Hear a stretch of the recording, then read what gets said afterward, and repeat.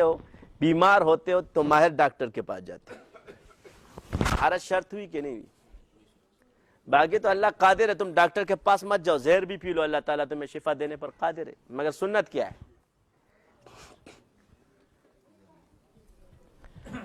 تو اللہ نے جن کاموں کو تقسیم کر دیا ہے وہ ایک کام ایک دوسرے کو مانیں گے تو ثواب ملے گا، ایک دوسرے سے لڑو گے تو نقصان ہے. اگر درس نظامی والے پڑھنے والے صوفیہ پر رد کرے اور صوفیہ درس نظامی والوں پر رد کرے تو پھر ہو گیا کام. حاکم مولوی پہ رد کرے، مولوی حاکم پہ رد کرے تو کام ہو گیا تمہارا. اگر اس کو اصولوں پر لائے تو سارے صحابہ حاکم تو نہیں تھے، مامور زیادہ تھے، حاکم کم تھے.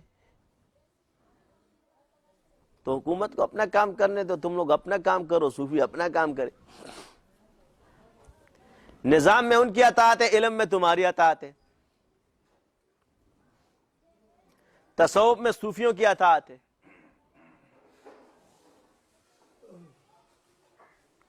تو پھڈے ختم، لڑائیاں ختم ہو جائیں گی. اگر یہ چیزیں دیکھو گے کہ یہاں پر ہو رہا ہے تو آپ اگر جاتے ہو تو وہاں کا آپ کو، کیونکہ عربوں کے بارے میں یا برا بلا نہیں کہنا چاہیے، آپ علیہ السلام نے منع فرما دیا. مگر اگر آپ وہاں جاؤ میقات حرم میں آپ کو کیا کیا نظر آئے گا آپ خود دیکھو گے. ظاہری فسق کہاں نہیں ہے، داڑیاں ان کی بھی نہیں ہے، یہاں تک کہ فرنچ. صرف پاکستان والے حکمرانوں کا قصور تھوڑی ہے، مصر میں رکھتے ہی نہیں ہے، ترک میں بھی نہیں ہے. اس کا یہ مطلب نہیں کہ گناہ نہیں ہے.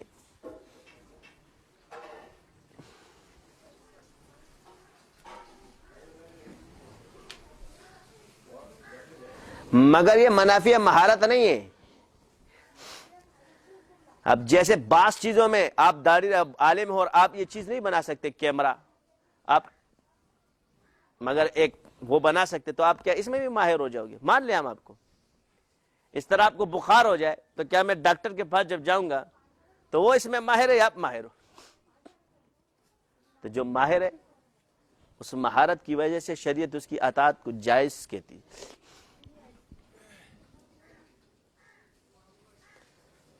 کیونکہ ہمارا اس کا علم سے کام ہے. تو میں نے آپ سے یہ کہا کہ کہیں فسق ظاہری ہے کہیں باطنی ہے، موجود ہے. اور فرق صرف اتنا ہے کہ میں نہیں، اب مثال کے طور پر میں طالب علم بن کر آیا، میں نے 10 سال میں علم حاصل کیا، میں گھر میں جاتا ہوں ابا کو ایک دن میں بولتا ہوں تب یہ نظام تم نے کتنے سال میں سیکھا؟ اور تچلس کالا بولے دا سے صوفی بچے کله بدا مدرسې نه دا سے پټې دي کله والته پټې دي تاسو ما ته معلوم نہیں جتا جو کم کونوں کے کی نہیں، جتنے بھی چوکیدار باندھ ہوئے غائب رہیں گے کیونکہ یہ منموجی ہوتے ہیں. ان کھانے چھوڑو. تو تم نے 10 سال بعد آگے جب استاد نے تیرے سر پہ پگڑی باندھی اس دن تجھے کچھ احساس ہو گیا کہ میں کچھ ہو گیا ہوں. ابھی تک تو میں ایسے ہی تھا، خود پٹکی رہو تڑا لما اوس لگ. اب آتا ہے نا تو کچھ شریف سے بنتا ہے ایسے، وہ بھی 10 دن کے لیے ہوتا ہے. رومال بدا سوا چاہیے تب وہ جدا ٹولے فرشتے دے تو سلام نہ کہیں. یہ کیسے ایسے سے برش تو بڑے تہذیب سے باتیں کرے گا. السلام علیکم ورحمۃ اللہ وبرکاتہ. جی قبلہ فرمائیے. تو جب تھوڑی سی بحث ہوتی ہے نا قبلہ و کعبہ ٹولے ہی رہی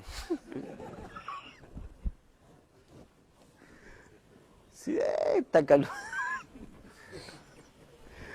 پھر قبلہ بھی بھول جاتا ہے کعبہ بھی بھول جاتا ہے. تو میرا عرض یہ ہے کہ جب قوم خراب ہوتی ہے نا تو حضرت موسیٰ علیہ السلام نے بھائی کو داڑھی سے پکڑا. کس کو پکڑا؟ تو پہلے کس کو پکڑا جائے گا؟ تو اگر لوگوں میں علم کی کمی ہے تو کس کو پکڑا جائے گا؟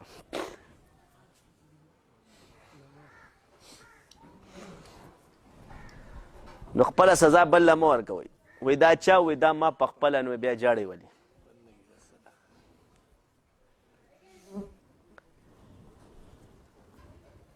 درس نظامی نقل کو صحیح کرنے کا نام ہے، تصوف قیاس کو صحیح کرنے کا نام ہے. یہاں منطق اور فلسفہ نہیں چلتا. یہ جو تم قیاس کے لیے پڑھتے تھے دا منطق اور فلسفہ جو ہے نا، یہاں یہ نہیں چلے گا. علم الکلام یہاں نہیں چلتا ہے، یا علم الالہام اور القاء چلتا ہے. کیا چلتا ہے؟ کیونکہ صحابہ کو القاء اور الہام ہوا تھا، علم الکلام نہیں کیا تھا انہوں نے. تم لوگ یہاں علم الکلام لے آتے خپلا چلانگونا ہوئے. میں تم منطقیوں کو بہت اچھی طرح جانتا ہوں. جب وہ قانون لے کر آتے تو تمہارے منہ سے بھی وہ چیزیں نکلنا شروع ہو جاتی ہے، کیونکہ وہ قانون اعتراض کے لیے بنا ہے. یہ تو کافر کو واخدی گیا چلے اس کو سکھانے کے لیے دیا تھا کہ ہم بکری کو میں کرتے ہیں نا، تو اس کو بکری کو نہیں بولتے کہ قرآن میں یہ آیا ہے، اس کو گھاس دیتے. تو یہ منطق اور فلسفہ ان کو دینے کے لیے تھا، واخوخر اشراکیوں کو سمجھانے کے لیے، یہ مستشرقین کو جو ہے نا ان کو سمجھانے کے لیے، کیونکہ وہ قرآن اور حدیث ایک دم رد کریں گے. جیسے ہی بیٹھیں گے تو رد کر جاتے ہیں. ہمارے یہاں موجود ہے. میں اصول پر آؤں گا تم لوگ میں مولانا قیاس نہیں دلیل رہ کر، دلیل دو دلیل. یہ کیا ہے؟ اس طرح ہوتا ہے، اس طرح ہوتا ہے. یہ کیا دلیل دو میں مان جاؤں گا. نہیں اور وضع میں قرآن بیان کر رہا ہوں، حدیث بیان کروں گا، اصول بیان کروں گا. تم مجھے میں اجماع بیان کروں گا، تو فرد کو لے کر آئے گا. میں مجتہد کو لے کر آؤں گا، تو غیر مجتہد کو لے کر آئے گا. اس غیر مجتہد کو بچانے کے لیے مجتہدین پر اعتراض ہو جاتا ہے، پتہ بھی نہیں چلتا ان کو.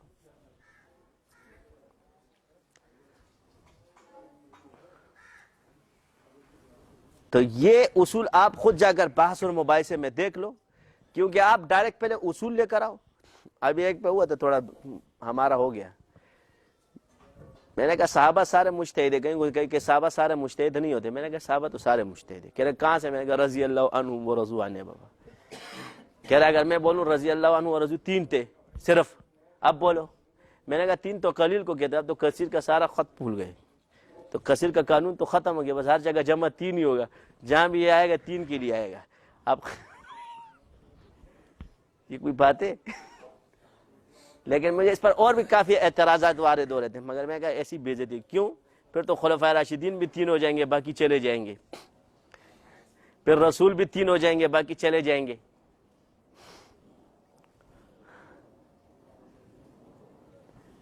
تو جمع کا پیمانہ جو نحوی ہے یا صرفی، اس میں 3 کم سے کم ہے، زیادہ کا کوئی حد نہیں ہے. بس کثیر ہے، پھر اس کی حد نہیں ہے، لامحدود ہے. جتنا بڑھتے جاؤ گے بس جمع ہے، اور کم سے کم کیا ہے. تو اب یہ اصول میں یہ پھنسا، میں پھنسا.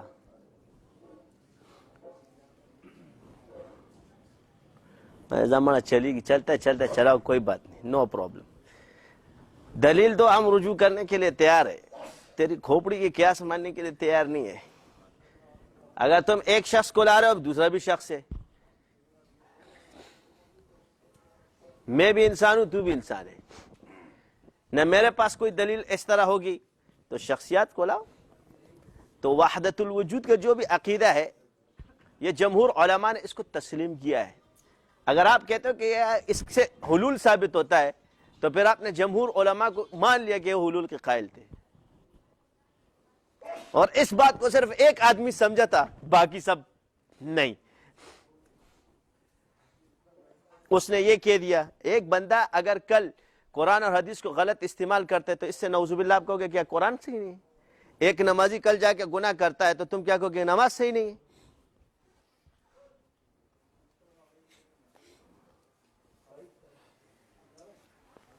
مگر سیدھی سی بات یہ ہے، آسان حل بتا دیتا ہوں، پھڈا ہی ختم کر. اللہ کے امر کا مشاہدہ کرنا تمام کائنات میں، اس کو کہتے ہیں وحدت الوجود. کیا ہے؟ اس کو بدل کے کہہ دیا وحدت الشہود. نام بدلنے سے کچھ نہیں تھا, وہ بھی صفت ہے یہ بھی صفت ہے, یہ کوئی ذات نہیں ہے. اللہ کے امر کا مشاہدہ کرنا ہر مخلوق کے اندر, اس کو کہتے ہیں وحدت الوجود.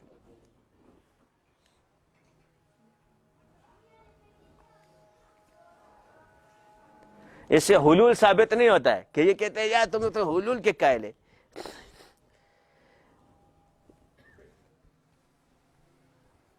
مشاہدہ ہے کہ ہر وجود جو اللہ کے امر سے چل رہا ہے, یہ اللہ کا امر ختم, یہ ختم. انسان اگر زندہ ہے روح کی وجہ سے, وہ روح کیا ہے؟ وہ اللہ کا امر ہے. تو اگر یہ مر جائے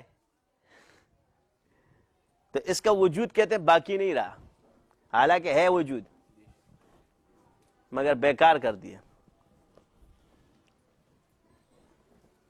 تو ایسے مشاہدات کے اندر بزرگان دین جب مکاشفات کے اندر گئے تو انہوں نے حلول کا عقیدہ نہیں بلکہ ہر جگہ اللہ کے امر کا مشاہدہ ہو گیا ان کو.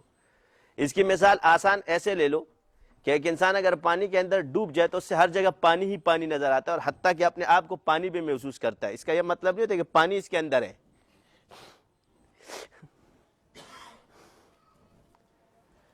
مگر ہر جگہ اسے پانی نظر آتا ہے. تو وہ یہ نہیں کہتا اپنے آپ کو, کہتا ہے ہر جگہ پانی ہے. کیا ہے؟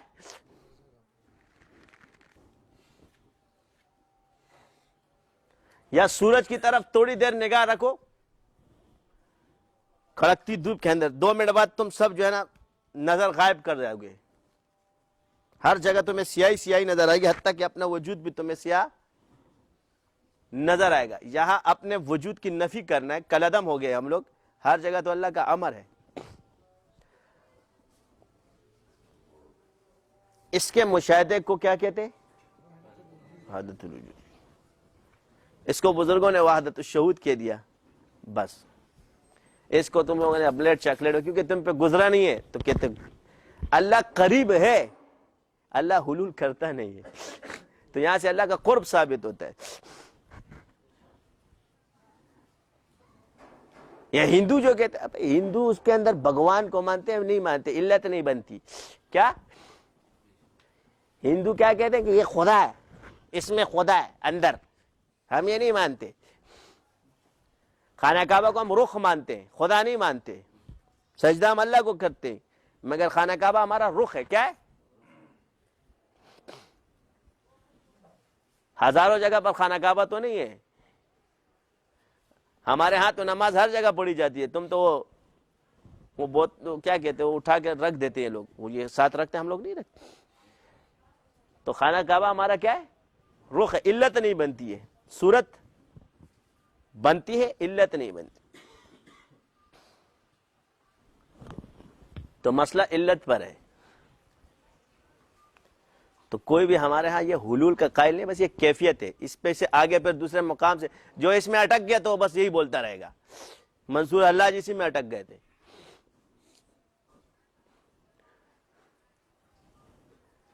سمجھ گئے؟ تو اسے آج ان الحق نظر آتا تھا. تو اس سے یہ مراد ہے کہ حلول کر کے ہر جگہ نظر آ جانا. تو انسان بھی ایک جگہ ہے بلکہ انسان خود ایک کائنات ہے.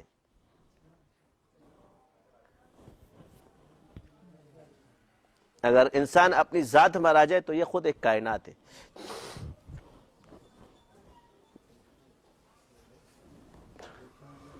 اگر پہچان لے کہ یہ آدمی ہو جائے, کیا ہو جائے؟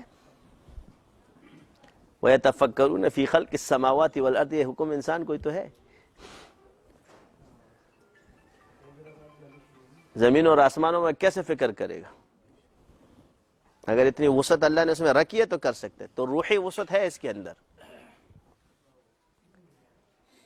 اس میں ابھی بھی کافی تشنگی باقی ہے, مگر تشنگی رہنے دو تاکہ پہلے تم لوگ اس کا جواب دو, پھر باقی باتیں بعد میں. کیونکہ کافی لوگوں کی ابھی تشنگی پوری نہیں ہوئی اس میں. کیونکہ اس کی تشنگی اس لیے تمہیں پوری نہیں ہوگی کہ تم اس کیفیت سے گزرے نہیں ہو, اور یہ کیفیت عقلی نہیں ہے. علامہ ابن تیمیہ نے اگر اس پر رد کیا تو علامہ ابن تیمیہ اس کیفیت سے گزرے نہیں ہے, ورنہ اس پر رد ہی نہ کرتے. جو بزرگ اس کیفیت سے گزرے انہوں نے رد بھی نہیں کیا. اور پھر کسی کا حلول کرنے کا ابن عربی کو سزا نہیں دی جا سکتی اس پر. ہزاروں لوگ ایسے ہیں جو دین کو غلط استعمال کرتے ہیں، تو اس سے کیا قرآن و سنت اور حدیث پر گزند آئے گی؟ نہیں. اب ابن عربی کی باتوں کو وہ نہ سمجھے تو یہ ان کا قصور ہے. تو اس لیے کہتے ہیں جاہل صوفیاء نے، اور یہاں آپ پہلے اس میں سے گزر جاتے، آپ کو پتہ چل جاتا تو تمیز کر لیتے نا. تو جب مجدد رسانی رحمۃ اللہ علیہ گزرے، انہوں نے کہا وحدت الشہود ہے. وجود کو کیا کر دیا؟ شہود کر دیا کہ لڑائی ختم کرو. چلو مشاہدہ ہوتا ہے تم لوگوں کو،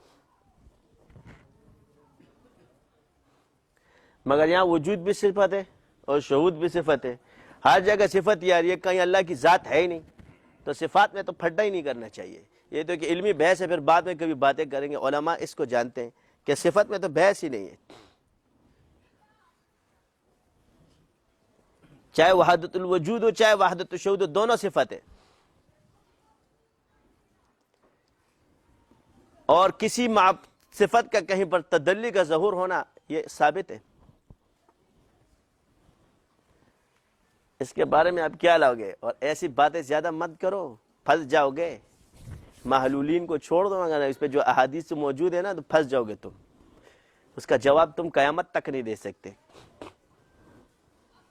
لیکن بیان کرنے کی اس لیے ضرورت نہیں سمجھتا کیونکہ دوسرے جو ہے ٹیڑے جو ہے سے الٹا جواب لیں گے، وہ ٹیڑھا مطلب لیں گے. مگر میں دلیل کے ساتھ ثابت کراؤں گا کہ وہ حدیث قدسی کا جواب پھر تمہارے پاس نہیں ہوگا، کیونکہ تم جس اصولوں کو لاؤ گے وہ صرفی نحوی ترکیبیں جتنے، اس میں تم ہی پسو گے.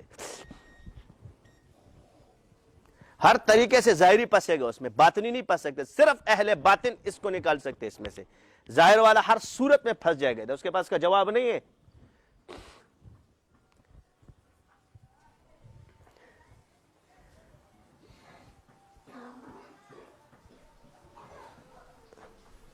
اللہ کی جو لامکان صفت بیان کیے